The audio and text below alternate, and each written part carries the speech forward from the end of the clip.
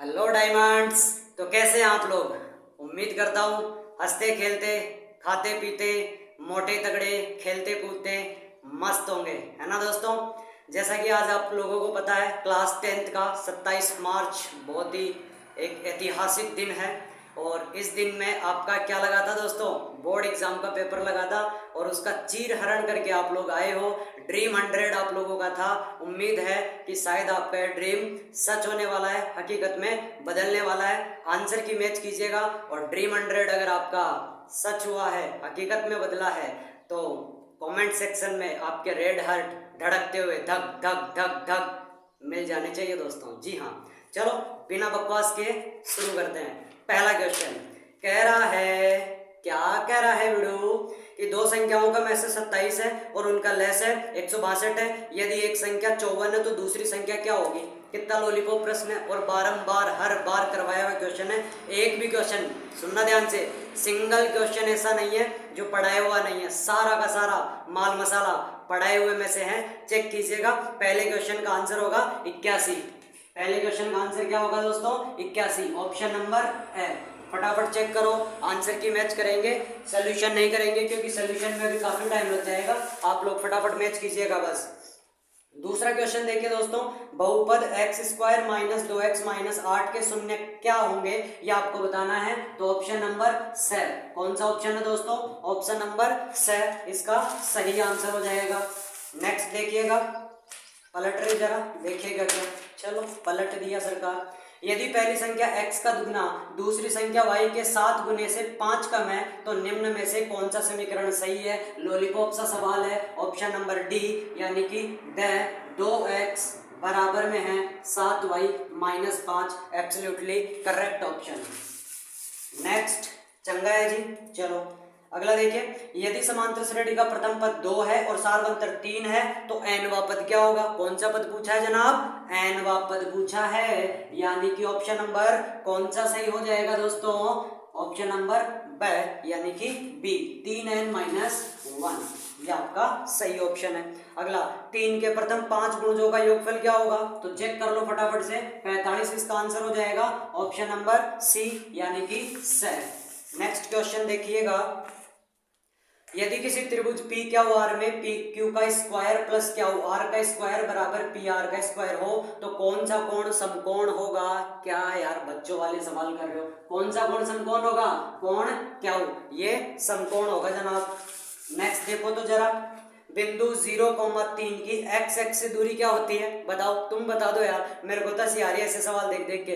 x x से दूरी पूछता है तो किसका मान रख देते हैं? y के निर्देशांक। और मुन्ना मेरे और मुन्नी मेरी, बताओ तो जरा y का निर्देशांक कौन सा है? 3, यानी कौन सा आंसर हो जाएगा इसमें? 3, ऑप्शन नंबर है जिसमें आंसर आ रहा है 3। ओके बेटो, अच्छा जी। नेक्स्ट देखो तो जरा, दो साइन 45 डिग्री और cos 45 डिग्री, यानी क्या करना है? वो जो चार्ट लिखवाया था ना उसको चार्ट जाओ और फटाफट से उसमें देख के बताओ, शर्माओ मत। साइन 45 का मान और cos 45 का मान यहाँ रगड़ दो और आंसर का सलूशन करके, और जब आप पहुंचोगे तो ऑप्शन नंबर डी यानी कि द इसका आंसर हो जाएगा 1, बिल्कुल सही। ठीक है जी। नेक्स्ट देखो, क्या पलटा पलटी करना पड़ रहा है। हाँ जी गुरुजी, अगला सवाल है, यदि किसी वृक्ष की छाया उसकी ऊंचाई की 1/√3 गुना है तो सूर्य का उन्नयन कोण क्या होगा? तो इसका जब हम सोल्यूशन करेंगे तो ऑप्शन नंबर ब यानी कि 60 डिग्री इसका आंसर हो जाएगा। नेक्स्ट, किसी वृत्त के व्यास के सिरों पर खींची गई स्पर्श रेखाएं क्या होती है? बच्चा बच्चा जानता है कि डायमंड में पढ़ते हैं तो इसकी समानांतर रेखाएं होगी कि नहीं होगी, क्योंकि ये वृत्त है और इसका ये व्यास है, तो व्यास के सिरों पर खींची गई स्पर्श रेखाएं क्या होती है जवानों? समानांतर स्पर्श रेखाएं होती है, यानी कि कौन सा ऑप्शन? ब ऑप्शन इसका सही हो जाएगा, समानांतर। अगला देखो, यदि एक वृत्त की परिधि 176 सेंटीमीटर है तो उसकी त्रिज्या क्या होगी?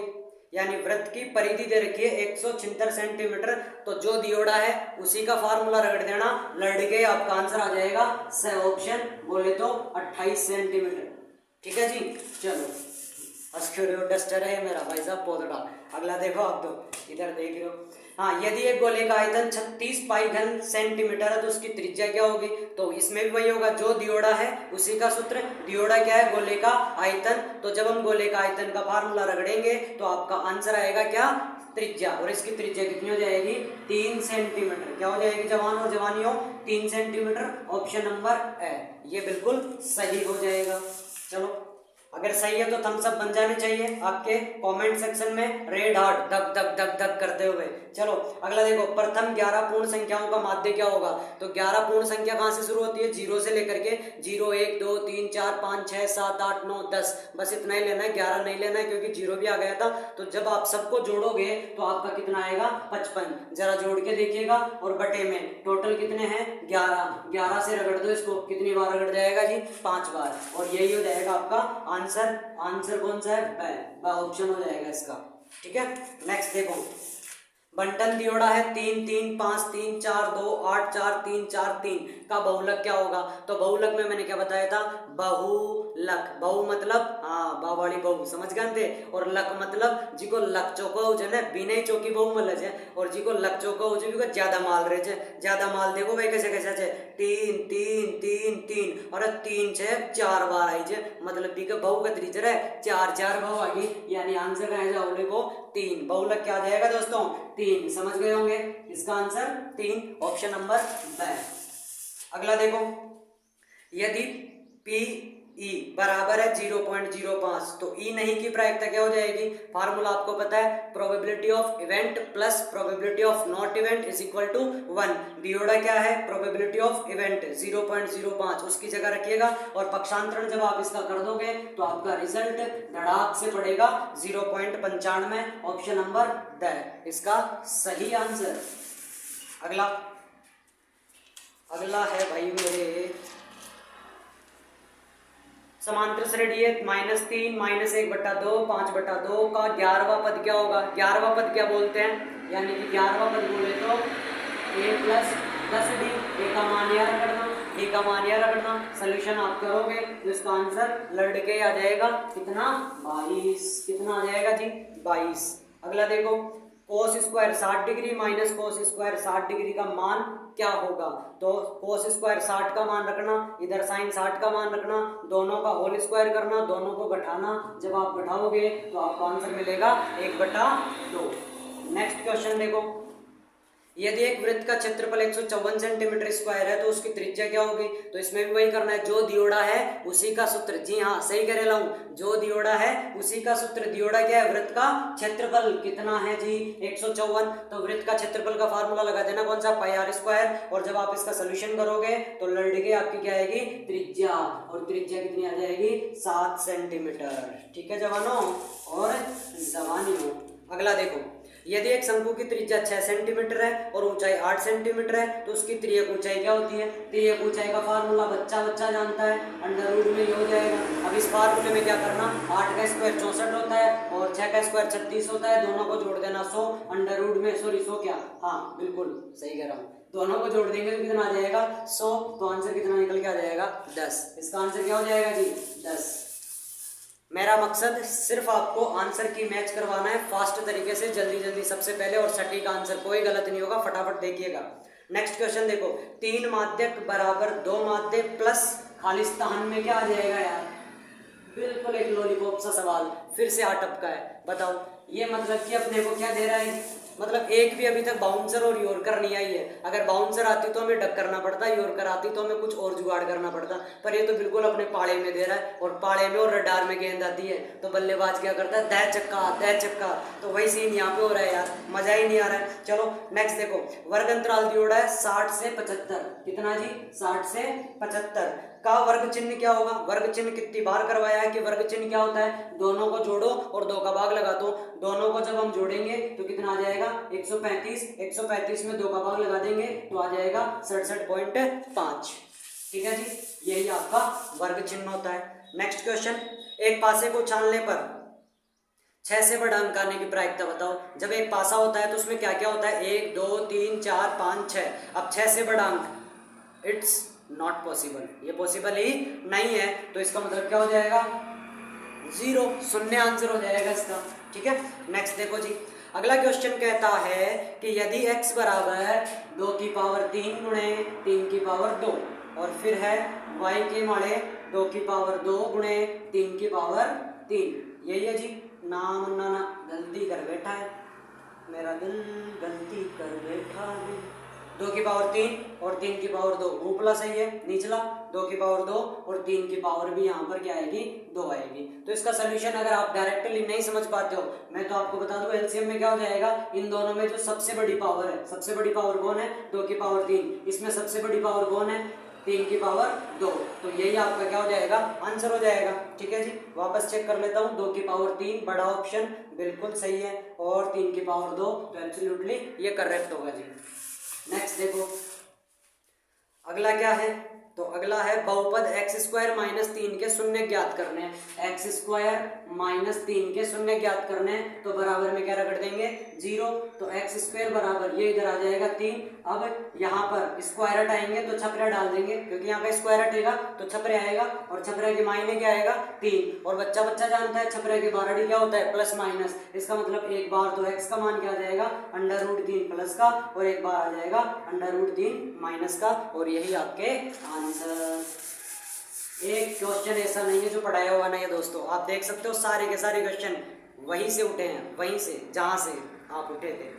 चलो नेक्स्ट देखो, रैखिक समीकरण युग्म आपको दे रखे हैं x प्लस वाई बराबर 14 और x माइनस वाई बराबर 4, इसका हल करना है। चलो कर लेते हैं, x प्लस वाई बराबर कितना है 14, x माइनस वाई बराबर कितना है, मन्ना और मन्नी हो 4, तो करना क्या है, जवान और जवानी हो, यहाँ प्लस है तो माइनस, माइनस है तो प्लस और प्लस है तो माइनस। जरा देखने तो लाड लो और लाड लियो, सुपड़ा साफ किसी का हुआ कोपड़ा खराब नहीं हुआ ना, तो y और y को जोड़ेंगे तो क्या हो जाएगा, 2y बराबर 14 में से 4 घटेगा तो कितना आ जाएगा, 10, और 2 के पहाड़े से काट देंगे तो y का मान आ गया है कितना, 5। अब y के मान को किस में रख देते हैं, समीकरण 1 में रख देते हैं। आपको यहाँ दिख जाएगा क्या, बिल्कुल दिख रहा होगा मेरे ख्याल से। तो x प्लस वाई बराबर 14 समीकरण 1 है, तो x प्लस वाई का मान कितना है, 5 बराबर में 14, तो x बराबर 14 में से कितना घटा देंगे, 5, तो x बराबर कितना आ जाएगा, 9। इसका आंसर कितना होगा, 9 हो जाएगा। ठीक है जी, चलो क्योंकि यार टाइम बहुत कम है अपने पास, क्योंकि सारा पेपर सॉल्व करवाना है ना जल्दी से, तो इसलिए मैं फटाफट से करवा रहा हूँ, समझाने के मूड में नहीं हूँ, सिर्फ आंसर मैच करवाने के मूड में हूँ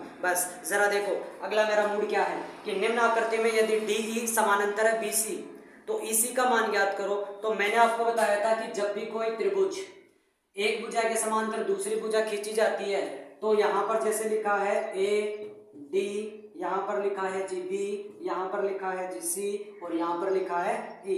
अब यहाँ 1.5, यहाँ है 3 और यहाँ 1। जब ऐसा होता है और दो रेखाएं समानांतर होती है तो क्या करते हैं, AD से चोटी को पकड़ लो, AD बटे DB बराबर AE बटे EC। क्या कहा मैंने कि जब समांतर रेखाएं होती है तो इनके भुजाओं का अनुपात क्या होता है, बराबर होता है। AD की वैल्यू क्या है 1.5, DB की वैल्यू 3, AE की वैल्यू 1 और EC पता नहीं है। जब आप इसका वज्र गुणा करोगे तो आंसर कितना हो जाएगा, 2। चेक कर लेना, इसका आंसर कितना होगा जी, 2। ठीक है, नेक्स्ट देखो, तुम क्या सोच रहे हो, रट के आए हो, नहीं इमली कर ले थे मैं पागल।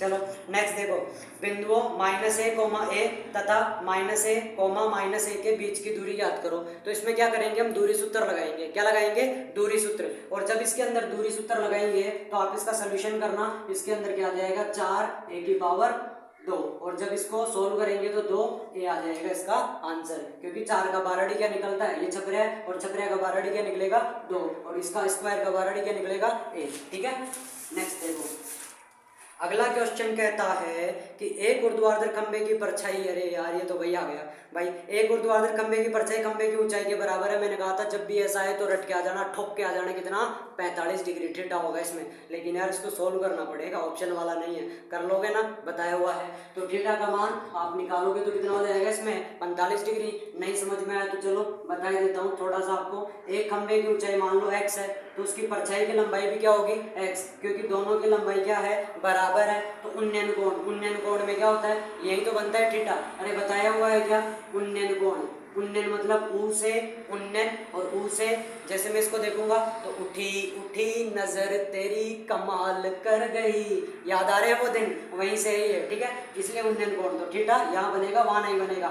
अब बताओ नजरों को तो उठा दिया, किसी को मत उठा देना, आप तो बोलो यहाँ है इसके सामने लंब और बटे में क्या है आधार, तो लंब बटे में आधार बराबर किसका फार्मूला लगेगा, टेन थीटा का, इससे ये कट गया तो कितना आ गया, एक बराबर टेन थीटा। अब एक किसका मान होता है, टेन 45 का, और इधर क्या हो जाएगा टेन थीटा, टेन से टेन का सुपड़ा साथ होता नहीं है, ये मैं बता चुका हूँ आप लोगों को, कटता नहीं है कभी भी, इसलिए टेन का मान यानी थीटा का मान कितना निकल के आ जाएगा 45 डिग्री, इसका आंसर हो जाएगा। चलो जी नेक्स्ट देखो, अगला क्वेश्चन है जी अपना, यदि एक मीनार के पाद बिंदु से 100 मीटर की दूरी पर स्थित एक बिंदु से उसके शिखर का उन्नयन कोण 60 डिग्री है तो मीनार की ऊंचाई ज्ञात करो। यदि एक मीनार, मान लो ये मीनार है, अब इस मीनार के पाद बिंदु से, मीनार का पाद बिंदु ये होगा, मीनार के पाद बिंदु से 100 मीटर दूरी पर, मान लो यहाँ से ये 100 मीटर की दूरी पर स्थित बिंदु, ये एक बिंदु है, ठीक है, और ये डिस्टेंस कितना है जी 100 मीटर का ये डिस्टेंस है, उसके शिखर का उन्नयन कोण मतलब ये शिखर का उन्नयन कोण, यहाँ पर नजरें उठी हुई होगी तो उठी उठी नजर तेरी कमाल कर गई, यहाँ पे बनेगा थीटा, शिखर का उन्नयन कोण कितना है जी 60 डिग्री है, तो इसका सोल्यूशन करेंगे, थीटा के जस्ट सामने पाए जाने वाले जंतु का नाम क्या होता है लंब, और 90 के सामने पाए जाने वाले जंतु का नाम कर्ण, जो बच गया वही क्या होगा आधार, तो बताओ दियोड़ा क्या है आधार, और पूछोड़ा क्या है लंब, लंब और आधार का कॉम्बिनेशन क्या लगाओगे टेन थीटा, तो जब आप टेन 60 का मान रख करके इसका सोल्यूशन करोगे तो चेक कीजिएगा आपका आंसर आएगा 100√3 मीटर। आगे आप करना चाहो तो √3 का मान रख सकते हो 1.732 और उसको मल्टीप्लाई कर सकते हो, बात एक ही है, ठीक है जी। नेक्स्ट देखो, अगला क्वेश्चन है, एक वृत्त की त्रिज्या है 7 सेंटीमीटर तथा केंद्र पर अंतरित कोण है 60 डिग्री, तो चाप की लंबाई ज्ञात करो। चाप की लंबाई ज्ञात करने का फार्मूला क्या बताया था, थीटा बटा 360 गुणा में 2πr, फार्मूले में रखना, आपका आंसर आ जाएगा कितना, चाप की लंबाई 7.33 सेंटीमीटर, ये आपका आंसर हो जाएगा, ठीक है, इजी सा प्रश्न है। नेक्स्ट देखो, एक घन का संपूर्ण पृष्ठीय क्षेत्रफल 10-14 वर्ग मीटर है, घन की भुजा ज्ञात करो। संपूर्ण पृष्ठीय क्षेत्रफल दिया है तो मैंने क्या कहा, जो दियोड़ा है उसी का सूत्र, पूरी गणित को लॉलीपॉप बनाया आपके इसी मेथड से, इसी कॉन्सेप्ट से, क्या बोला मैंने, जो दियोड़ा है उसी का सूत्र लगा दो, खत्म हो जाएगा वहीं पे क्वेश्चन। तो दियोड़ा क्या है, संपूर्ण पृष्ठीय क्षेत्रफल किसका, घन का, फार्मूला लगाओगे और घन की भुजा आ जाएगी, और वही पूछा है, आंख बंद करके भी या सोचोगे नहीं, सोच तो दिया नहीं, कोई दिक्कत नहीं। चलो भुजा कितनी आ गई जी, एक का मान 13, यानी भुजा बराबर 13 मीटर आपका आंसर हो जाएगा अगर घन की भुजा का आप सूत्र लगाओगे तो। अगला, 7 सेंटीमीटर के गोले का पृष्ठीय क्षेत्रफल ज्ञात करो, तो गोले का पृष्ठीय क्षेत्रफल का फार्मूला लगाओ और आंसर पाओ, कितना आ जाएगा जब आप इसका सोल्यूशन करोगे, 616 सेंटीमीटर स्क्वायर इसका आंसर हो जाएगा, क्योंकि क्षेत्रफल किस में आता है दोस्तों, स्क्वायर में आता है, ठीक है। चलो नेक्स्ट क्वेश्चन, सिद्ध कीजिए कि √5 एक अपरिमेय संख्या है। ये भी मैंने आपको बताया किस कॉन्सेप्ट से चलता है कि पहले देख रहे भाया तू परिमेय है, अपरिमेय कौन है, मतलब कोई चोर होता है उसको पहले हम क्या कहते हैं कि तू चोर नहीं है, तूने चोरी नहीं की है, फिर हम क्या करते हैं उसके खिलाफ सबूत इकट्ठे करते हैं और कहते हैं देख ये अदालत सबूतों और गवाहों को मद्देनजर रखते हुए इस नतीजे पर पहुंची है कि साहूकार कौन है, चोर है। वही तरीका इसमें करना है, बता रखा है, जाके चेक कर लेना, आराम से हो जाएगा ये वाला क्वेश्चन उस मेथड से। अगला देखो तो आप क्वेश्चन नंबर 5, 2x² - x - 6, इसके शून्य का आपको पता करना है, यानी ऐसी दो संख्या सोचो जिसको गुणा कर दूं तो 12 आ जाए और जिसको जोड़ दूं घटा दूं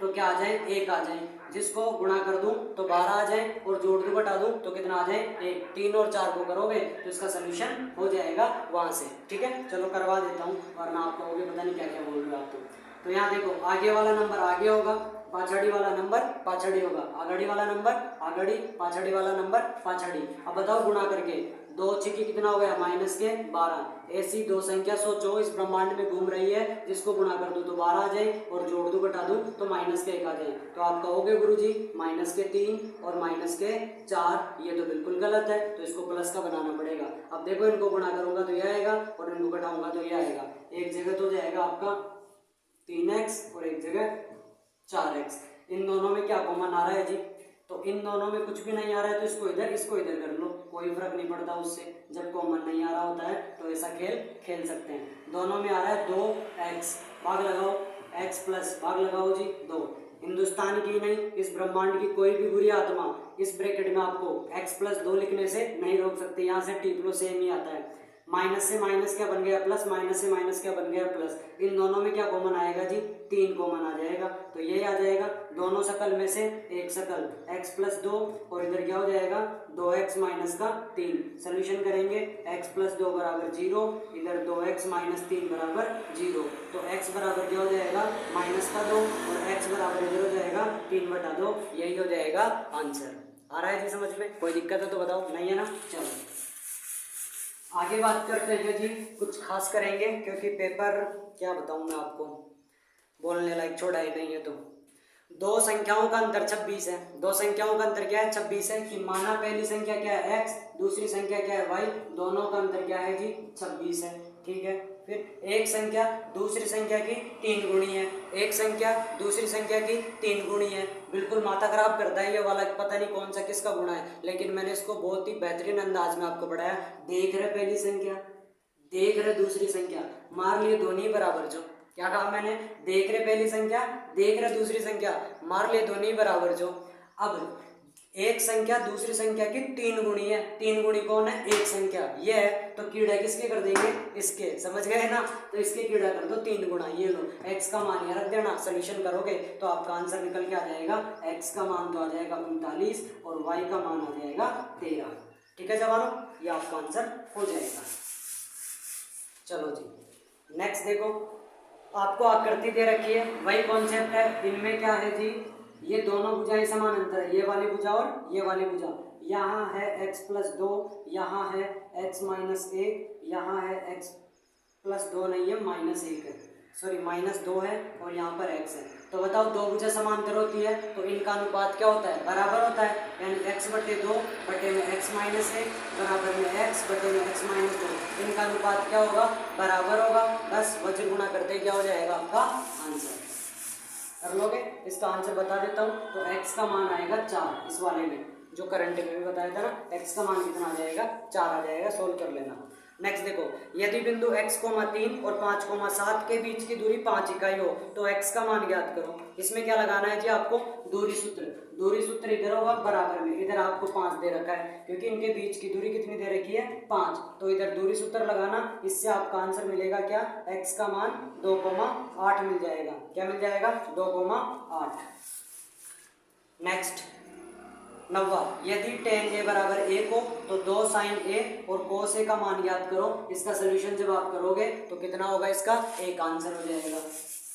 अगला वाला देखो, नेक्स्ट है, दो सकेंद्रीय वृत्तों की त्रिज्या 5 सेंटीमीटर तथा 3 सेंटीमीटर है। बड़े वृत्त की उस जीवा की लंबाई ज्ञात कीजिए जो छोटे वृत्त को स्पर्श करती है। तो ये भी मैंने बताया था, सकेंद्रीय वृत्त क्या होता है, ये केंद्र है, तो मान लो एक ही केंद्र होना चाहिए दो वृत्तों का, तो एक ही केंद्र, इस वृत्त का भी ये केंद्र है, इस वृत्त का भी ये केंद्र है। अब उस जीवा की लंबाई ज्ञात करो जो छोटे वृत्त को स्पर्श करती है। ये वाली जो लाइन है ना, ये क्या कर रही है, छोटे वृत्त की तो स्पर्श रेखा है, और बड़े वाले वृत्त की क्या है, जीवा है, इसकी लंबाई ज्ञात करनी है। लेकिन अपने को दे क्या रखा है, बड़े वाले की त्रिज्या 5 है, छोटे वाले की त्रिज्या 3 है। अब यहाँ 90 डिग्री का निर्माण होता है क्योंकि हम पढ़ते हैं कि त्रिज्या स्पर्श रेखा पर लंब होती है, इसलिए पाइथागोरस लगा लेंगे तो इसका आंसर कितना निकल के आ जाएगा 4। पाइथागोरस अगर आप लगाओगे ना तो इसका आंसर 4 होगा, और फिर ऐसे ही इधर करके 4, ये भी हो जाएगा। तो इसका टोटल जो रिजल्ट होगा वो कितना हो जाएगा, 8 हो जाएगा। अगर आप ऐसा नहीं करना चाहो तो ये 4 निकाल लो और लिख देना कि हम जानते हैं कि सकेंद्रीय वृत्तों में जो बड़े वृत्त की जीवा होती है और छोटे वृत्त की जो स्पर्श रेखा होती है वो दोनों एक ही होती है, और जो त्रिज्या होती है उस जीवा को क्या करती है, लंब समद्विभाजक करती है। क्या करती है, लंब समद्विभाजक, यानी 90 डिग्री का कोण बनाती है और बराबर बराबर भागों में भी बांटती है। तो ये 4 आ जाएगा, तो ये भी कितना आ गया 4, दोनों को प्लस करेंगे तो कितना आ जाएगा 8। तो ये इसका आंसर। अगला देखो, नेक्स्ट क्वेश्चन कहता है, क्या कहता है वीडियो, चेक करते हैं जी। त्रिज्या 21 सेंटीमीटर वाले वृत्त का एक चाप केंद्र पर 60 डिग्री का कोण अंतरित करता है। चाप द्वारा बनाए गए त्रिज्य खंड का क्षेत्रफल ज्ञात कीजिए। तो त्रिज्य खंड का क्षेत्रफल का फार्मूला क्या होता है, θ/360 गुणा πr²। ये फार्मूला लगाना, आपका आंसर निकल के आएगा 231 सेंटीमीटर स्क्वायर। ठीक है जी, चलो अगला क्वेश्चन देखो, एक लंबवृत्तीय बेलन के आधार का क्षेत्रफल दियोड़ा 154 सेंटीमीटर स्क्वायर तथा इसकी ऊंचाई दियोड़ी है 15 सेंटीमीटर। इसका वक्र पृष्ठीय क्षेत्रफल ज्ञात करना आपको। तो वक्र पृष्ठीय क्षेत्रफल के फॉर्मूले में जो जो आपको चाहिए होता है वो आपके पास इसमें नहीं है, तो घबराना नहीं है, टेंशन लेने का नहीं, टेंशन देने का। कैसे? दियोड़ा क्या है वो चेक करो। एक लंबवृत्तीय बेलन के आधार का क्षेत्रफल दियोड़ा है, तो जो दियोड़ा है उसी का सूत्र। बेलन का आधार क्या होता है? वृत्त होता है क्या? तो वृत्त का क्षेत्रफल क्या होता है? पाई आर स्क्वायर। वहां से आपको क्या मिलेगी? आर। आर का मान इसमें रगड़ दे, क्या हो जाएगा आपका आंसर? वक्र पृष्ठीय क्षेत्रफल आ जाएगा 660 सेंटीमीटर स्क्वायर। समझ गए होंगे मेरी बात, कोई दिक्कत नहीं। चलो अगला सवाल देखिए, इसका आपको क्या पता करना है जी? माध्य। निम्न बारंबारता बंटन का माध्य ज्ञात कीजिए। तो इसका भी सोल्यूशन मैंने किया नहीं है, तो इधर या इधर मुझे नहीं पता, एडिट करूंगा अभी मैं, तो आंसर यहाँ पर कहीं पर भी आ जाएगा, वो आप देख लेना, ठीक है। 14वें क्वेश्चन का नेक्स्ट देखो, एक बच्चे के पास ऐसा पासा है जिसके 6 फलकों पर निम्नलिखित अक्षर अंकित है, यानी ABCDEF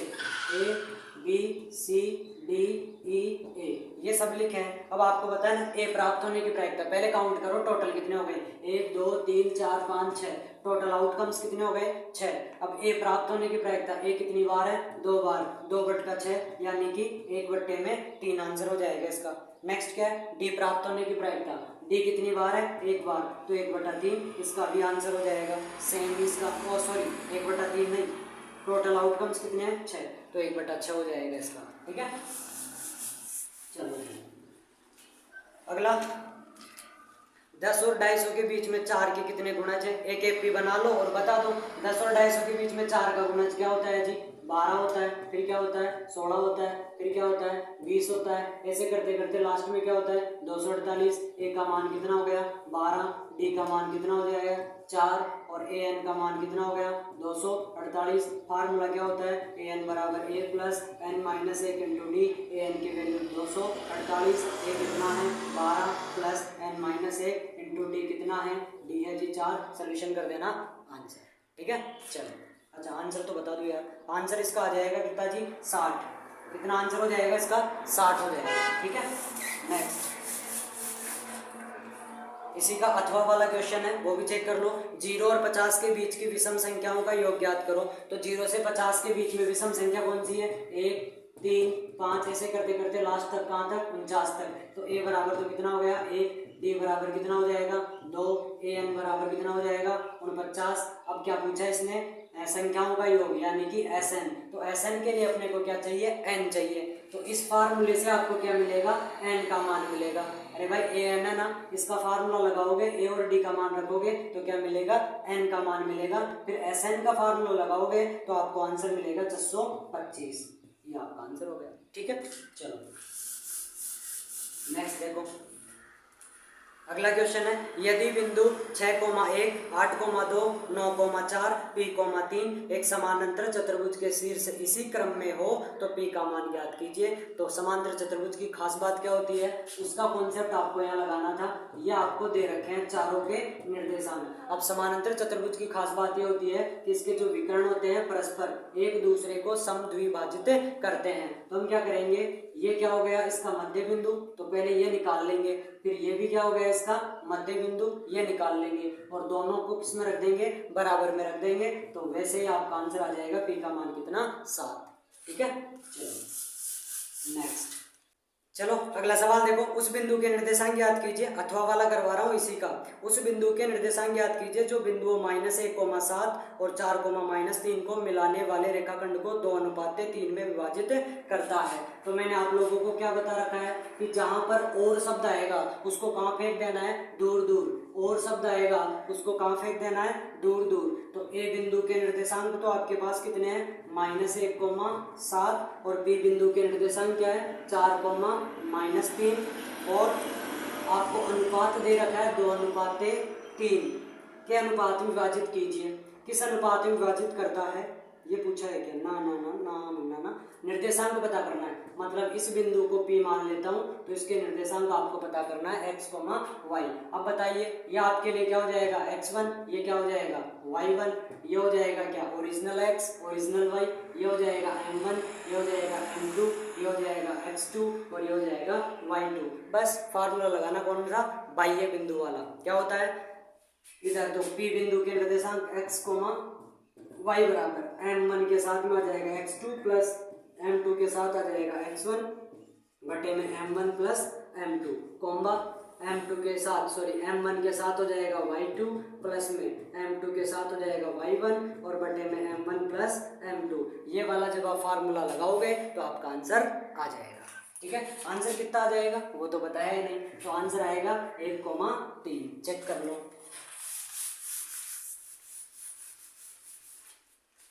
अगला देखो, सिद्ध कीजिए कि किसी वृत्त के परिगत समांतर चतुर्भुज समचतुर्भुज होता है।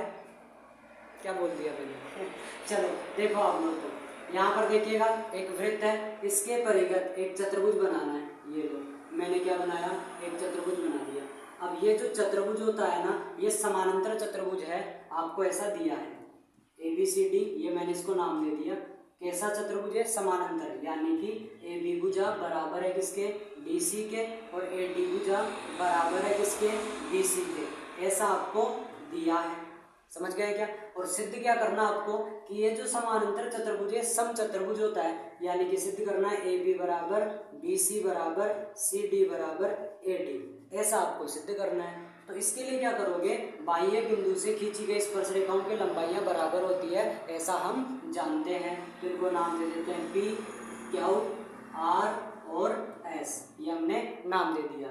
जब आप इसका सलूशन करोगे तो पता आपको मिल जाएगा AB प्लस इधर आपको मिल जाएगा क्या, CD वगैरह कुछ भी मिलेगा एक मान। जब आप इसका सवाल करोगे तो मैं आपको बता रहा हूँ, इसका मान आपको मिल जाएगा। फिर क्या करना, जहाँ जहाँ AB नजर आएगा वहाँ क्या रखना, DC रख देना, और जहाँ AD नजर आएगा वहाँ क्या रख देना, BC रख देना। फिर इधर हो जाएगा 2 DC और इधर हो जाएगा 2 BC, और 2 से 2 क्या हो जाएगा, कट जाएगा, तो क्या बचेगा DC बराबर BC। अब DC बराबर किसके हैं, BC के।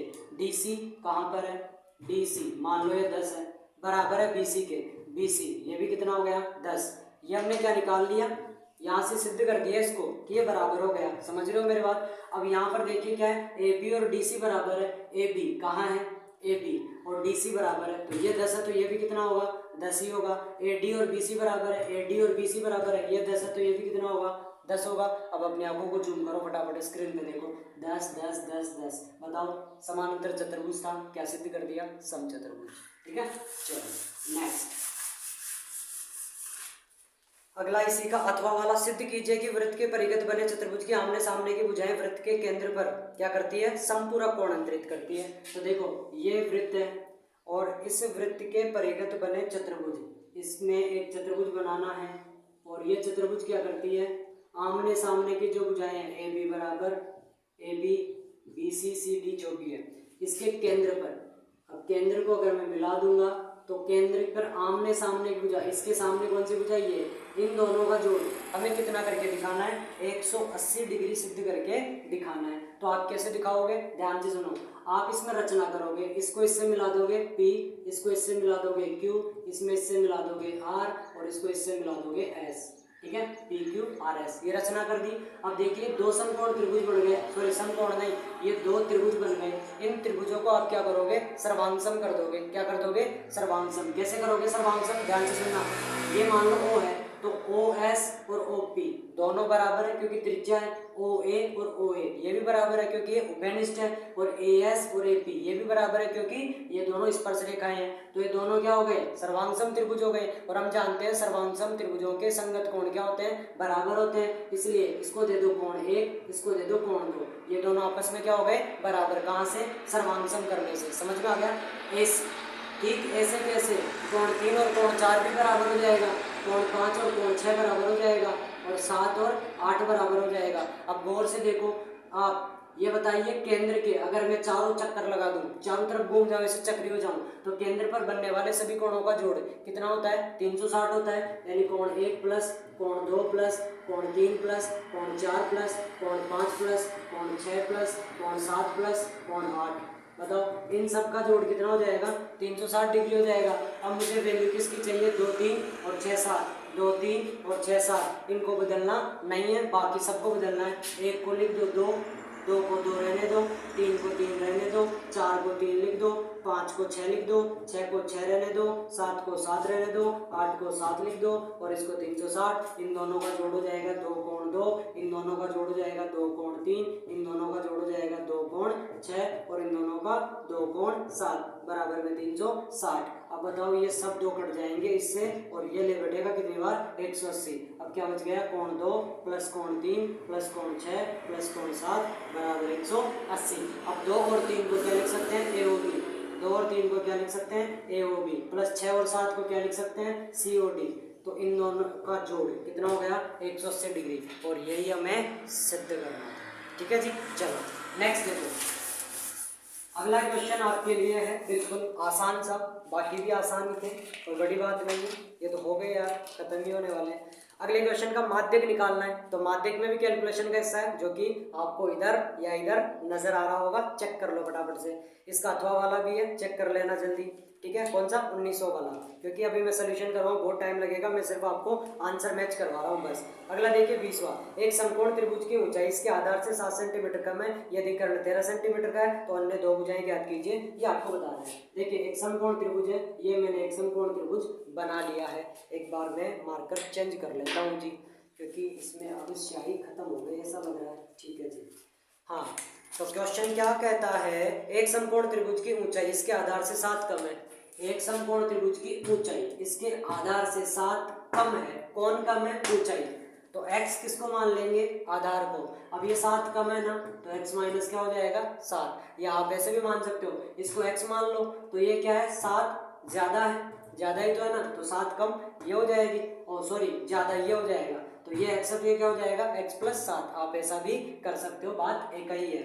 और इसका कर्ण आपको दे मिला है कितना 13। अब बताओ 90 के सामने ये क्या है कर्ण, और ये आधार और ये लंब, या फिर आधार लंब किसी को भी मान सकते हो, कोई प्रॉब्लम नहीं है। अब इसमें क्या लगा दोगे आप? पाइथागोरस प्रमेय लगा दोगे। जब आप पाइथागोरस प्रमेय लगाओगे तो कर्ण का स्क्वायर 169 होता है बराबर आधार का स्क्वायर एक्स स्क्वायर होता है, प्लस इसका स्क्वायर कैसे करेंगे एक्स का स्क्वायर प्लस 7 का स्क्वायर 49 माइनस 7 दूनी 14x, ऐसा ये हो जाएगा। अब आप देख सकते हो यहाँ पे 169 बराबर ये दोनों जुड़ जाएंगे तो एक्स स्क्वायर बन जाएगा, और माइनस का कितना हो जाएगा 14x, और प्लस के कितना आ गया 49। इसको उधर भेज करके ये बन जाएगा एक द्विघात। क्या बनेगा? द्विघात। और द्विघात से आप क्या कर लो, गुणनखंड विधि या श्रीधराचार्य विधि से इसका सॉल्यूशन कर लेना, आपका आंसर आ जाएगा। बता देता हूँ, आधार x का मान आएगा आपके पास 12 सेंटीमीटर, और ऊंचाई इसकी ऊंचाई आ जाएगी 5 सेंटीमीटर, क्योंकि यहाँ 12 में से 7 घटाएंगे तो कितना आ जाएगा 5। समझ गए क्या? बिल्कुल। चलो नेक्स्ट, अगला सवाल ध्यान से समझना। 2 क्रमागत धनात्मक पूर्णांक ज्ञात कीजिए जिनके वर्गों का योग 365 हो। 2 क्रमागत धनात्मक पूर्णांक ज्ञात करने। माना पहला धनात्मक कौन सा है जी x, तो दूसरा क्या हो जाएगा x प्लस a। अब दोनों का क्या करना है? वर्ग करना है। तो इसका वर्ग ये, इसका वर्ग ये, और दोनों का योग कितना है 365 है। बस इसको सोल्व कर लेना, आपका आंसर निकल के आ जाएगा। पहला धनात्मक पूर्णांक तो आएगा 13, और यहाँ 13 में एक जोड़ेंगे तो ये आ जाएगा 14, तो 13 14 इसका आंसर हो जाएगा।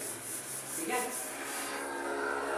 नेक्स्ट देखो, अगले वाले में क्या करना है? प्रूफ करना है। पहला ही क्वेश्चन आ गया ट्रिग्नोमेट्री में से उठ करके, कोई मतलब ही नहीं है इसका। LHS बराबर RHS कैसे हो जाएगा? ध्यान से सुनना।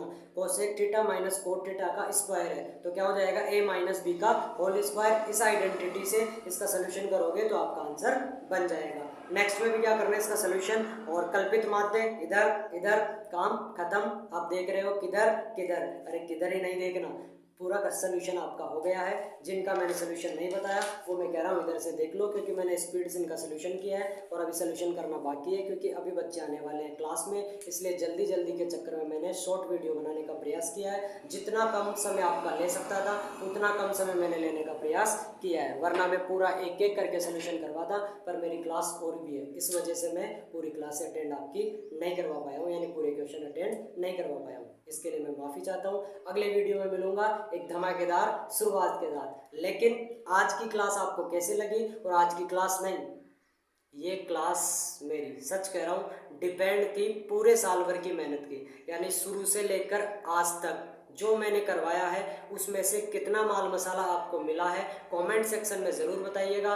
और स्ट्रेटजी कैसी थी, एग्ज़ाम के पर्पज़ से सारा सब कुछ ड्रीम 100 आपका साकार होगा या नहीं होगा, जो बच्चे फेल होने के कगार पे थे वो पास हो पाएंगे या नहीं हो पाएंगे, सारा सब कुछ आप कमेंट सेक्शन में बताइएगा। ठीक है, तो आज के लिए इतना ही, मिलते हैं नेक्स्ट वीडियो में, तब तक के लिए बाय बाय, टेक केयर।